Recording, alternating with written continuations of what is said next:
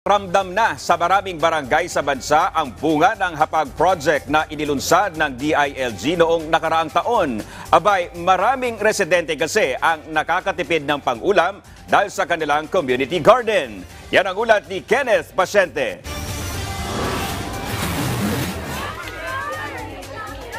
Napakinabangan na ang mga pananim na gulay sa community garden na ito sa Barangay Holy Spirit sa Quezon City na nakapaloob sa halina't magtanim ng prutas at gulay o hapag project ng pamahalaan.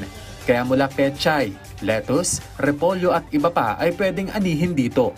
Kaya sinulit na ng ilang residente ang pagkuha ng gulay para kahit paano'y makatipid sa budget. Malaking bagay na po sa ngayong araw na pong ito. May pang-ulam.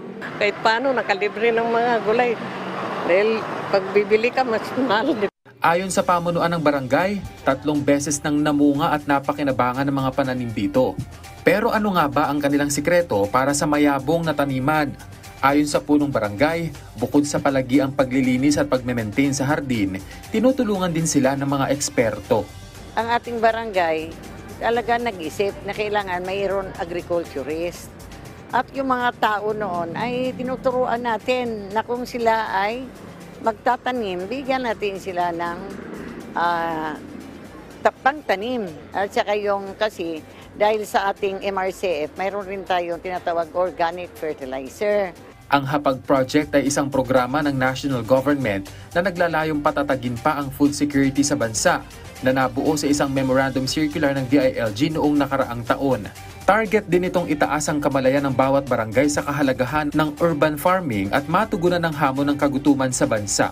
Mismong si Pangulong Ferdinand R. Marcos Jr. ang nanguna sa paglulunsad nito noong Marso ng nakaraang taon.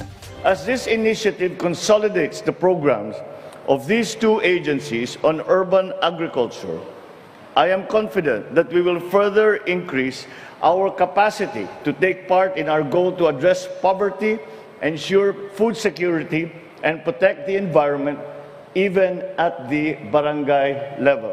Ayon kay DILG NCR Regional Director Maria Lourdes Agustin, maganda naman ang itinatakbo ng programa. Katunayan, sa 1,700 barangay sa NCR, 1,200 community gardens na ang naitatag. Kaya tuloy ang kanilang paghikayat sa publiko na makiisa sa urban farming kahit sa simpleng pamamaraan. Tuloy-tuloy naman yung advocacy namin, increasing awareness dun sa mga walang space. Meron tayong mga pamamaraan paano gawin ang urban gardening using mga vertical gardens. Binigyang diin din ng ahensya ang kahalagahan na mareplika ng mga barangay ang mga epektibong pamamaraang ginagawa ng ibang barangay. Kaya may ibang barangay din ang nagtungo kanina sa Quezon City para kumuha ng ideya para sa kanilang urban farm.